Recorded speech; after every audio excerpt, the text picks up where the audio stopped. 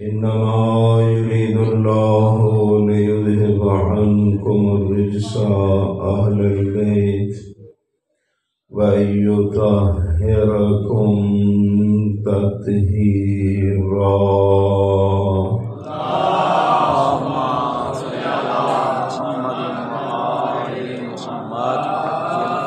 ورحمة الله على شيعتهم ومحبيهم ومواليهم أجمعين، ولعنة الله على أعدائهم ملعونين. أما بعد، فقد قال الحكيم في كتابه: بسم الله الرحمن الرحيم. قل اعملوا فسيرى الله عملكم ورسوله والمؤمنون. صلوات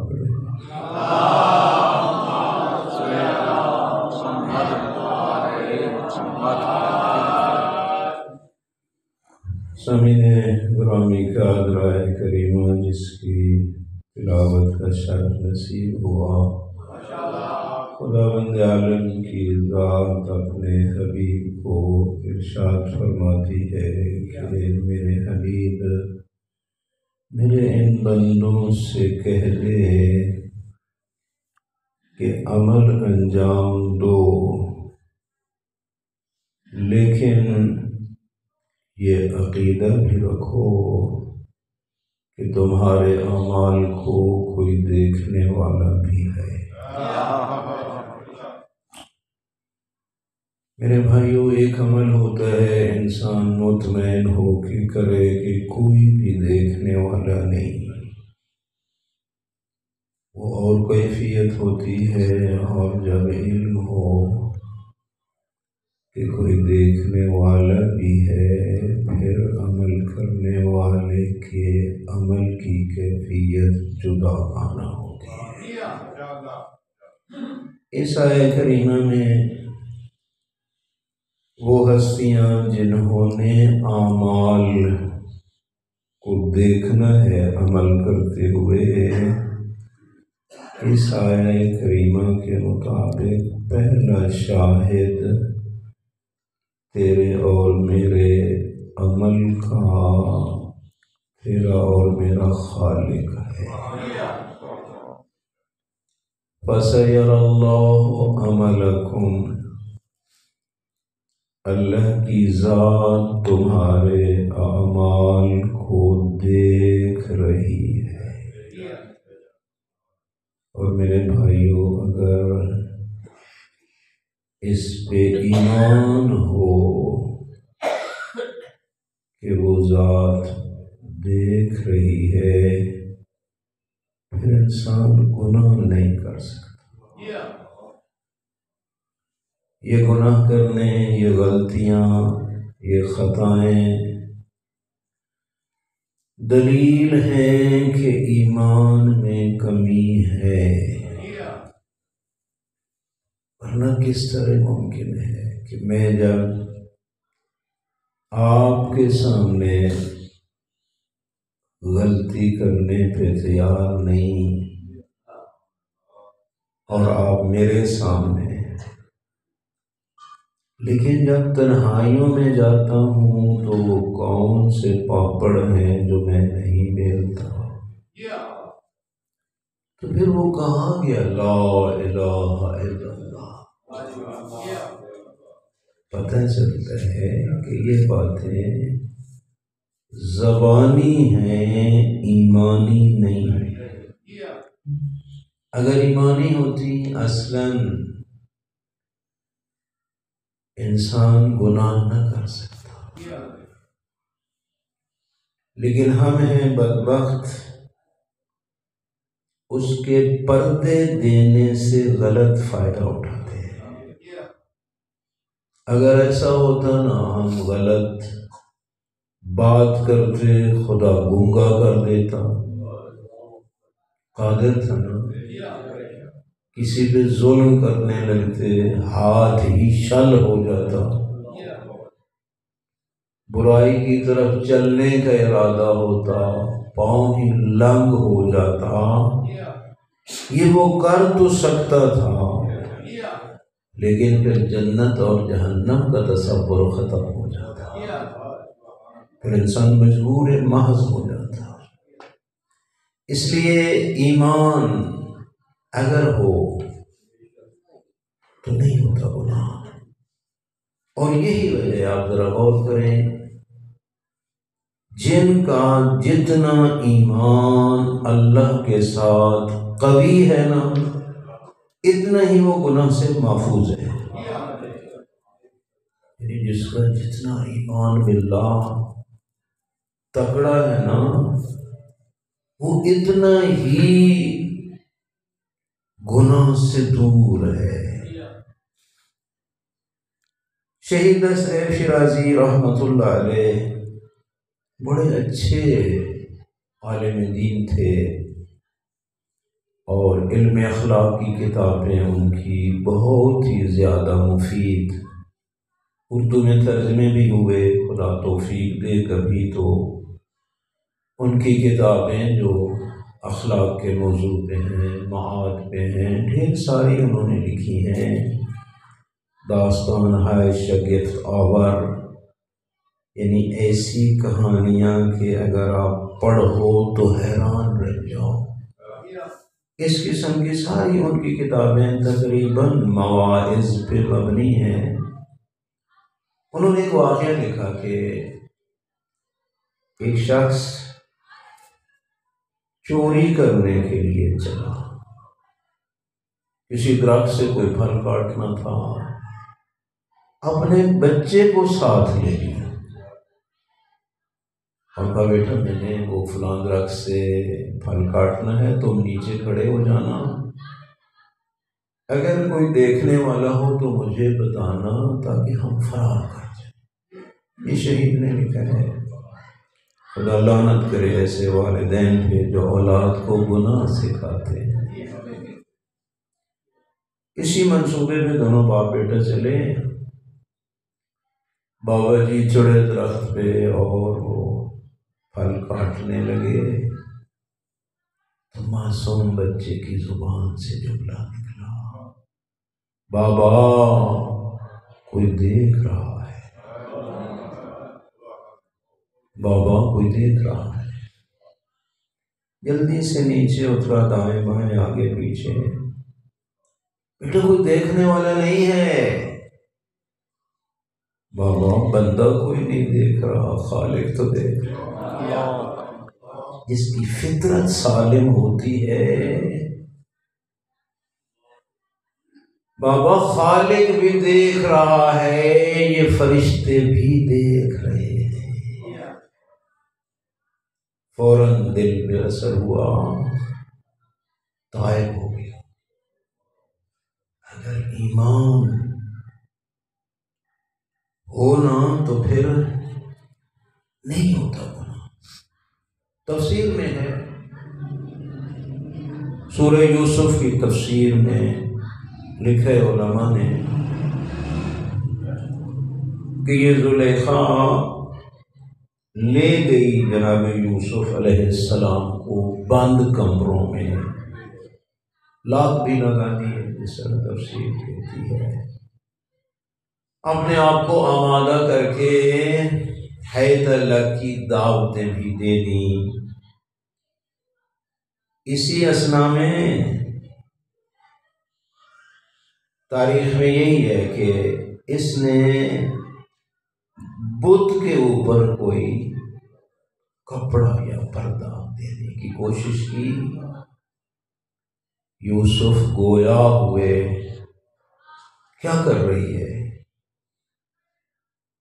کہنے لگی یوسف اس کی عبادت اور پوجا کرتی ہوں، حیا آتی ہے اس کے سامنے کس طرح مکالمہ لوں۔ جب یہ کہنا تو حجت خدا کی زبان پہ یہ الفاظ آئے کہ تجھے بت سے حیا آتی ہے، مجھے خالق حقیقی سے نہ آئے۔ آنکھیں جھکا کے بیٹھا تھا نا یوسف، حسن یوسف تو مشہور ہے. بولی یوسف تیری آنکھیں کتنی حسین ہیں، کیوں نہیں میری طرف اٹھا کے دیکھتا؟ فرمانے لگے زلیخا تجھے اشتباہ ہے، یہ آنکھیں میری نہیں اور جس نے عطا کی ہیں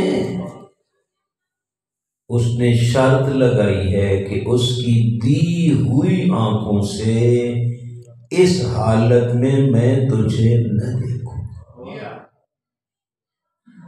اگر یوسف کی آنکھیں یوسف کی نہیں، جو تجھے اور مجھے اس ذات نے عطا کی ہے یہ بھی تو اسی کی.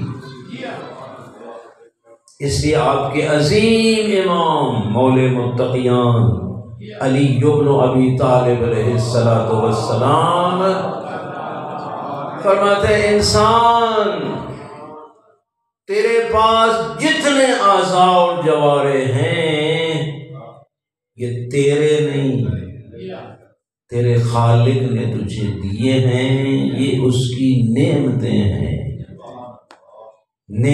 ہیں اور نعمت کا شکرانہ واجب ہوتا ہے.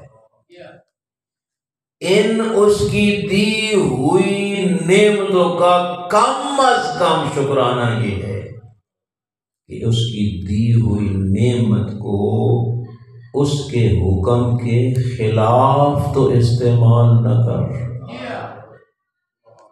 تو میرے بھائیو، ایمان گناہ کے قریب نہیں جانے دیتا. یہ ایمان کی کمی ہوتی ہے. ہمارا یہاں تک تو ہے بس لا الہ الا اللہ وہ ذات موجود ہے، لیکن آگے بھی تو ہے کہ وہ جانتی بھی ہے، اس کا غضب بھی ہے، اس کی رضا بھی ہے.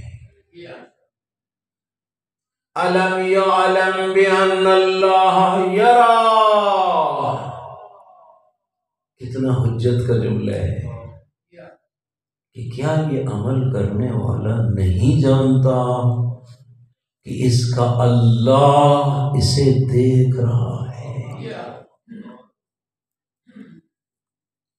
میرے بھائی یہ تو اس کا علم ہے نا کہ مجرم کے ساتھ بھی ایسا رویہ ہوتا ہے گویا کہ اس نے گناہ کیا ہی نہیں، اسے غلط فائدہ نہ اٹھا. ہو سکتا ہے رسی لمبی کرنا استدراج ہو. استدراج علم کلام کی ایک اصطلاح ہے کہ کسی کو درجہ بدرجہ جہنم میں لے جانا. میں گناہ کرتا ہوں ادھر سے نعمت نازل ہوتی ہے، یہ استدراج ہے. گناہ کروں فوراً کھلا لگ جائے، یہ بہتر ہے اس سے کہ گناہ کروں اور ادھر سے نعمتوں پہ نعمتیں نازل ہوں. یہ استدراج ہوتا ہے. اس لیے یہ نہ سمجھنا کہ بس اسے نہیں پتا، نہیں. یعلم ما فی الصدور، دل کے رازوں کو جانتا. سبحان من لا یخفی علیہ اختلاف النیات ولا یعزب عنہ معاصی العباد فی الخلوات. اتنا پاک ہے میرا اللہ کہ جس کے سامنے نیت کا بدلنا ہی مخفی نہیں. نیت کا بدلنا، سرگودا سے چلا کوئی نیت تھی، آپ کی واہ واہ دیکھی نیت بدلی. وہ ذات اس سے بھی آگاہ ہے. بدبخت پہلے کیا نیت تھی اب کیا. اس سے نیت کا بدلنا بھی معافی نہیں. اور تنہائیوں میں، خلوت میں گناہ اس سے مخفی نہیں۔ چند دن پہلے میں ایک حدیث قدسی پڑھ رہا تھا، حیران رہ گیا۔ وہ ذات فرماتی ہے، یبن آدم، او بنی آدم، او انسان، میرے احسان کے بارے میں بھی غور کر، اپنے کرتوتوں کے بارے میں بھی سوچ۔ جعلتک فی بطن امک وغشیت علی وجہک غشاوہ لئلا تنفر عن الرحم۔ بندے، او ابن آدم، سوچ تو صحیح، میں نے تجھے کہاں پروان چڑھایا؟ میں نے تجھے شکم مادر میں پروان چڑھایا، اور تیرے چہرے پہ میں نے لفافے چڑھا دیے، آنکھیں بند کر دی تاکہ اندر کے رحم کو دیکھ کے نفرت نہ کرے۔ وَجَعَلْتُ وَجْهَكَ إِلَى ظَهْرِ أُمِّكَ لِأَلَّا تُؤْذِيكَ رَائِحَةُ الطَّعَامِ۔ میں نے تیرے منہ کو تیری ماں کی پشت کی طرف کر دیا۔ معصوم بچہ جو ہوتا ہے نا شکم مادر میں، اس کا منہ ماں کی پشت کی طرف ہوتا ہے۔ تبھی تو حکم ہے نا کہ اگر خدا نہ خواستہ ماں کافر اور بچہ مسلمان اور ماں مر جائے، ہو سکتا ہے اہل کتاب میں سے ماں ہو اور مسلمان بابا ہو، تو حکم کیا ہے؟ ماں مر گئی، ساتھ بچے نے بھی مر جانا ہے اندر، تو اب حکم کیا ہے؟ مسلمان کا تو رخ ہم قبلہ کی طرف کرتے ہیں، ایسی کافرہ ماں جس کے شکم میں مسلمان بچہ تھا مر گیا، اس کے لیے حکم ہے کہ اس ماں کی پشت قبلہ کی طرف کرو تاکہ بچے کا منہ قبلہ کی طرف ہو جائے۔ اسی لیے عقیدت کا مسئلہ ہے، پڑھ لینا وہ دفن کفن مولانا جانتے ہیں۔ تو کیوں؟ چونکہ بچے کا منہ ماں کی پشت کی طرف ہوتا ہے۔ میں نے ایسا کیوں کیا؟ حدیث قدسی میں فرماتا ہے، وَجَعَلْتُ وَجْهَكَ إِلَى ظَهْرِ أُمِّكَ لِأَلَّا تُؤْذِيكَ رَائِحَةُ الطَّعَامِ۔ میں نے ماں کی پشت کی طرف تیرا منہ اس لیے کیا کہ ماں کے معدے کی بدبو تجھے اذیت نہ دے۔ غذا جب معدہ میں جاتی ہے وہ خوشبوئیں ختم ہو جاتی ہیں،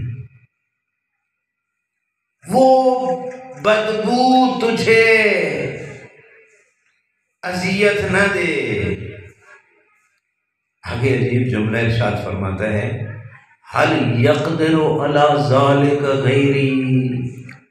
ابن آدم مجھے بتا تو صحیح کہ اس عمل پہ میرے علاوہ کوئی اور بھی قادر ہے؟ اللہ اکبر۔ هل يقدر على ذلك غیری، میں اللہ کے علاوہ کوئی اور بھی اس پہ قدرت رکھتا ہے؟ پھر فرمایا فلما ان تمت مدتک اوحیت الی الملک بالارحام ان یخرجک من بطن امک فاخرجک علی ریشۃ من جناحک۔ جب اس ریسٹورینٹ میں رہنے کا ٹائم تیرا ختم ہو گیا، میں نے اس مہمان خانہ میں تجھے خاص مدت کے لیے رکھ دیا۔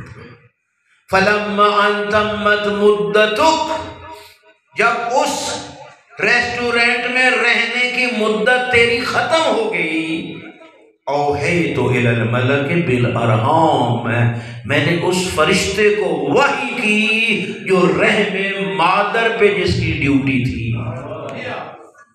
کیا وحی کی؟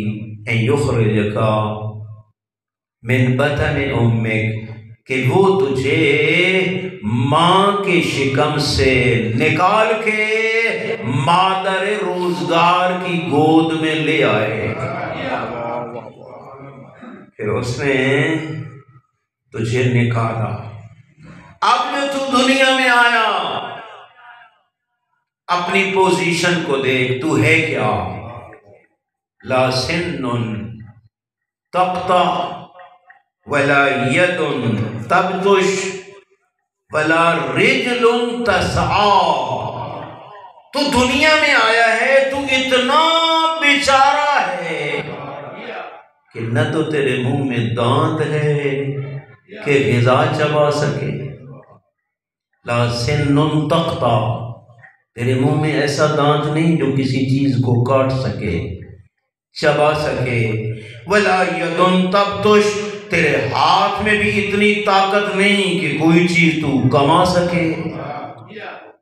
ولا رجل تسعى، تیرے پاؤں اور قدم میں بھی اتنی طاقت نہیں کہ تو چل سکے۔ تو جو اتنا عاجز تھا تو پھر میں نے تیرے لیے کیا کیا؟ فَأَبْدَأَ لَكَ، خداوند عالم نے تیری ماں کی چھاتی پہ 2 چشمے جاری کیے۔ چونکہ تو بیچارہ تھا، کچھ کر نہیں سکتا تھا، خالق نے تیری اماں کی چھاتی پہ 2 چشمے جاری کیے، یجریان لبنا خالصا باردا فی الصیف بہارا فی الشتاء۔ فرمایا میں نے تیری اماں کی چھاتی پہ 2 چشمے جاری کیے جن دونوں میں خالص دودھ تھا۔ اور دودھ کیسا، اس کی خاصیت کیا ہے؟ حارن فی الشتاء، سردیوں میں گرم ہے اور گرمیوں میں ٹھنڈا ہے۔ کس نے کیا؟ میں نے جاری کیا۔ یہ کرنے کے بعد فَأَلْقَيْتُ مَحَبَّتَكَ فِي قَلْبِ أَبْوَيْكَ لَوْ يَشْبَعُونَ حَتَّى تَشْبَعَ وَلَا تَرْقُدُونَ حَتَّى تَرْقُدْ، کہ پھر میں نے تیری محبت تیرے ماں باپ کے دل میں ڈال دی۔ اگر یہ محبت نہ ہوتی تو کون اٹھاتا اس لوتھڑے کو؟ کون اس کے گند میں اپنے نازک ہاتھ ڈالتا؟ یہ محبت کس نے ڈالی؟ اس خالق نے۔ القیتو، میں نے ڈالی، محبتک، تیری محبت، فی قلب ابویک، تیرے ماں باپ کے دل میں نے یہ محبت ڈال دی۔ اب مجبور ہیں، تجھے پیار کیے بغیر رہ سکتے ہی نہیں۔ ہم نے کبھی اللہ کی اس نعمت کا شکرانہ ادا نہیں کیا۔ خداوند عالم اب سب کو لے جائے میدان عرفات اور پڑھیں دعائے عرفہ مظلوم کربلا۔ اس میں امام علیہ السلام نے اس نعمت کا بھی شکریہ ادا کیا ہے کہ خدایا تیرا لاکھوں بار شکر تیری اس نعمت پر کہ تیری ذات نے ماؤں کے دلوں کو اولاد کے حق میں مہربان کر دیا، موم کر دیا، رہ نہیں سکتی پیار کیے بغیر، خون جگر سے پلا رہی ہے بچے کو دودھ، خون جگر سے۔ میں تو سوائے رونے کے کچھ کرتا نہیں ہوں جو دنیا میں آیا ہوں، یہ سارے جتن ماں ہے جو کاٹ رہی ہے۔ معصوم نے یہاں پہ ایک اور جملہ بھی فرمایا، معصوم امام علی زین العابدین علیہ السلام کا جملہ ہے، صلوات پڑھیں۔ کہ گود میں آتا ہے تو رو لیتا ہے، لیکن اس پہ ایک وہ عالم بھی تو گزرا کہ جو رونے کو بھی نہیں جانتا تھا، کوئی ذات تو تھی جو وہاں بھی اس کی ہر ضرورت کو پورا کر رہی تھی۔ ماشاء اللہ۔ شکم مادر۔ پھر معصوم نے وہاں پہ یہ بھی جملہ فرمایا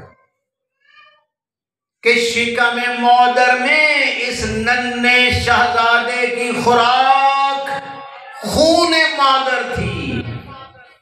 خون مادر ایسی خوراک نہ تھی جو منہ سے دی جائے۔ اس حکیم مطلق خالق نے نوف کے سسٹم کو ایجاد کیا، بچے کے ہر عضو تک اس کی خوراک بھی پہنچ رہی ہے اور منہ بھی نجاست سے پاک ہے۔ کیوں؟ تاکہ کل کسی نے اسی پاک زبان سے کلمہ توحید و رسالت و ولایت پڑھنا ہے۔ اب گود مادر میں آیا، اس طرح حدیث قدسی نے فرمایا، سیم اسی طرح معصوم نے فرمایا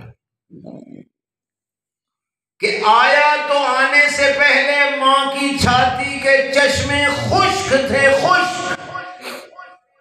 ادھر اس نے گود مادر میں قدم دھرا، ان خشک چشموں نے دودھ ابلنا شروع کیا۔ کون ہے وہ ذات جو چند لمحات میں خون مادر کو شیر مادر میں بدل رہی ہے؟ وہی تیرا اور میرا خدا ہے۔ ماں تو بس چھاتی سے لگاتی ہے، معصوم نے فرمایا چھاتی سے تو لگاتی ہے، لیکن اس کو سکھایا کس نے کہ چوسے گا تو خوراک ملے گی۔ کوئی ذات ہے جو فطرت میں تیری اور میری تربیت کر رہی ہے، وہی تو خدا ہے جو اسی کو واہ واہ واہ واہ واہ واہ واہ واہ۔ اس حدیث میں عرض کر رہا تھا، حدیث قدسی میں فرمایا خالق نے محبت ڈال دی تیرے ماں باپ کے دل میں تیری، جب تک تو بھوکا ہے وہ کچھ کھاتے پیتے نہیں۔ لا یشبعون حتی تشبع، وہ خود سیر ہو کے کھاتے ہی نہیں جب تک تو سیر نہ ہو جائے۔ ولا یرقدان حتی ترقدا، اس وقت تک سوتے ہی نہیں جب تک تو نہ سوئے۔ کب ماں کو نیند آتی ہے؟ جب تک شہزادہ نہ سوئے۔ یقین کرو چٹھی داڑھی والی میری ایج 5 سال کے قریب ہے، الحمدللہ میری اماں زندہ ہے، لیکن یقین کرو جب گھر سے چلا جاؤں اسی مجلس پہ ہی، اور میں نے کیا سفر کرنے ہوتے ہیں، جب تک واپس نہ آؤں وہ بیٹھی ہوتی، آؤں پھر اس کو نیند آتی ہے۔ لا ترقدوا لا یرقدان حتی ترقد، وہ ماں باپ سوتے ہی نہیں ہیں جب تک تو نہ سوئے۔ میں نے تو اتنا کیا، فلما قوی بدنک واشتد عذرک بارزتنی بالمعاصی ولم تستحی، جب تیرا بدن تکڑا ہو گیا، تیری ہڈیوں میں طاقت آ گئی، حق کیا تھا تو میرا شکریہ ادا کرتا، لیکن ابن آدم تو میرے مقابلے میں آ گیا۔ بورزتنی، بورز مبارزہ سے ہے۔ مبارزہ کیا ہوتا ہے؟ جب ایک پہلوان دوسرے کے مقابلے میں لڑنے کے لیے آتا ہے۔ بورزتنی بالمعاصی، تو نے گناہ کے ذریعے میرا مقابلہ شروع کر دیا۔ ولم تستحی، تجھے حیا بھی نہ آئی کہ جس نے اتنے احسان کیے ہیں، تجھے عدم سے وجود دیا، پوری کائنات تیرے لیے خلق کی، جب تو نے ہوش سنبھالا اور کچھ تگڑا ہو گیا، قوی بدنوں، تیرا بدن قوی ہو گیا، واشتد عذرک، اور تیرے جسم میں شدت آ گئی، بارزتنی بالمعاصی، تو نے گناہوں کے ذریعے میرا مقابلہ شروع کر دیا، ولم تستحی، اور تجھے حیا بھی نہ آئی۔ روایت میں نے پڑھا ہے کہ جب مجھ جیسا چٹ داڑا مکالے ملتا ہے نا، تو ادھر سے صدائیں آتی ہیں، عبدی کبر سنک، رق جلدک، دق عزمک، حان قدومک الی فاستحی انا استحی ان اعذب شیبک بالنار۔ جب مجھ جیسا بوڑھا گناہ کرنے لگتا ہے تو ادھر سے صدائیں آتی ہیں، میرے بندے اب تو بوڑھا ہو گیا، کبر سنک، تیرا سن کبیر ہو گیا، بوڑھا ہو گیا، رق جلدک، تیرے جسم کی جلد نازک ہو گئی، وَدَقَّ عَزْمُكَ، تیری ہڈیاں کمزور ہو گئی۔ خود دیکھا ہے کروٹ بدلتا ہے پسلی ٹوٹ جاتی ہے، بڑھاپے میں کئی لوگوں کو دیکھا۔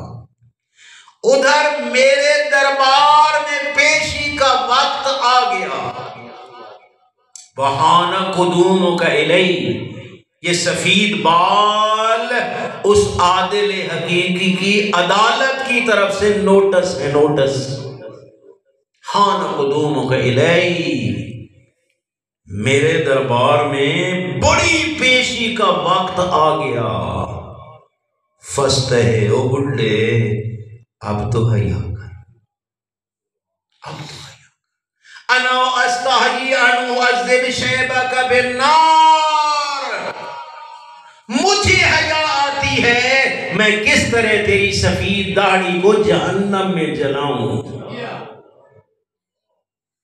یقین کرو 40 سال تک پھر بھی ادھر سے گنجائش ہے، جو میں نے روایات میں پڑھا ہے کہ 40 سال تک ملائکہ کو بھی حکم ہوتا ہے نرمی نرمی نرمی، جب 60 سال پہ جب پہنچتا ہے انسان تو پھر حکم ہوتا ہے شدت، اب تو گناہ کی طاقت بھی نہیں، اب تو اسے گناہ بھی چھوڑ گئے ہیں پھر بھی نہیں رکتا،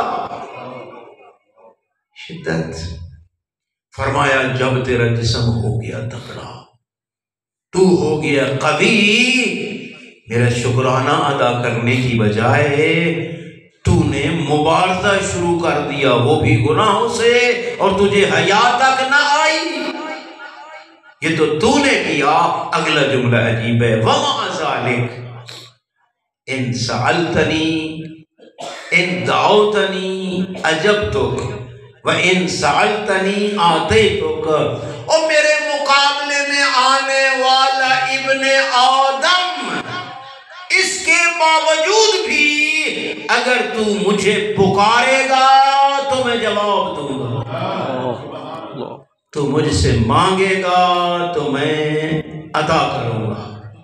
إِن سَأَلْتَنِي آتَيْتُكَ وَإِن تُبْتَ إِلَيَّ قَبِلْتُ تَوْبَتَكَ، اب بھی اگر تو نے توبہ کی تو میں تیری توبہ کو قبول کر لوں۔ یا ایھا الانسان ما غرک بربک الکریم، انسان ایسے کریم رب کی بغاوت نہ کر، اطاعت کر۔ معصوم کا جملے مولا متقی ہے، نہج البلاغہ میں موجود ہے، حضرت کی ذات پہ آپ ذرا صلوات پڑھ لیں۔